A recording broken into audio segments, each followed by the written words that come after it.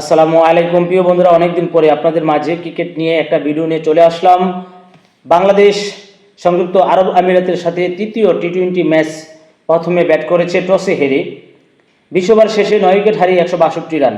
মোটামুটি একটা লড়াকু ইনিংস তারা সংগ্রহ করেছে, কিন্তু বাংলাদেশের প্রথম সারির ব্যাটসম্যানরা মুস্তাফিজুর রহমানের ওভার দেখতে খুব তাড়াহুড়া করে মাঠ থেকে ব্যাট হাত নিয়ে বাইর হয়ে গিয়েছে।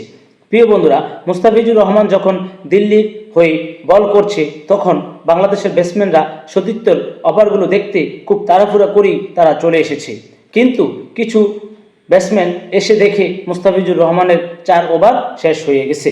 প্রিয় বন্ধুরা, বাংলাদেশের হয়ে সর্বোচ্চ রান সংগ্রহ করেন জাকির আলী, দ্বিতীয় সর্বোচ্চ সংগ্রহ করেন উদ্বোধনীয় ব্যাটসম্যান তানজিম হাসান, এবং পারভেজ হোসেন ইমন প্রথম ম্যাচে সেঞ্চুরি করলেও তৃতীয় ম্যাচে কিন্তু সুযোগ পেয়ে মাত্র 0 রান করেন।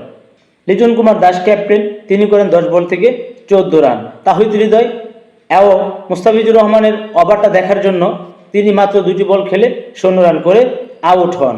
মেহেদী Hasan 2 run, Shamim Hossain Patwari 9 run, Rishad Hossain 0, Tanzim Hasan Sakib 6 run. কিন্তু কাজের কাজটি যারা করেছে তারা হলো হাসান মাহমুদ, শরীফুল ইসলাম। হাসান মাহমুদ যেই 15 বল থেকে 26টি রান সংগ্রহ করেছেন, এখানে কিন্তু বাংলাদেশের মান সম্মানটা বেঁচেছে। এবং শেষের দিকে শরীফুল ইসলাম ব্যাট হাতে মাত্র 7 বল থেকে 16টি রান সংগ্রহ করেছে, যেই 16টি রানই কিন্তু বাংলাদেশের মান বাঁচিয়ে দিয়েছে। লড়াই করার মতো একটা পুঁজি বাংলাদেশের বোলাররা পেয়েছে।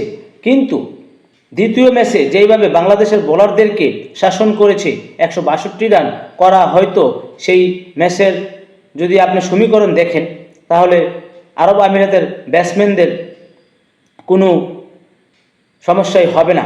বিশেষ করে ক্যাপ্টেন ওয়াসিম যেই সুন্দর ব্যাটিং তিনি দ্বিতীয় ম্যাচে করেছেন, যদি আজকে তিনি জ্বলে ওঠেন, অনায়াসেই বাংলাদেশের যেই 2 ব্যাটসম্যান নাহিদ রানা এবং তানজিম হাসান সাকিব, তারা কিন্তু দুজনেই দ্বিতীয় ম্যাচে 50 করেছেন বোলিং করে। আজকেও তানজিম হাসান সাকিব কি করবে সেটাই দেখার বিষয়।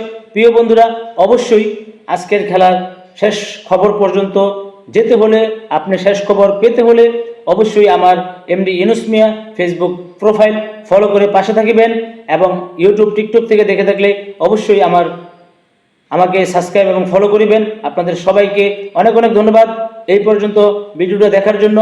এবং ভিডিওটা কেমন হয়েছে, আপনাদের কাছে কেমন লেগেছে অবশ্যই কমেন্ট করে জানাতে ভুল করবেন না।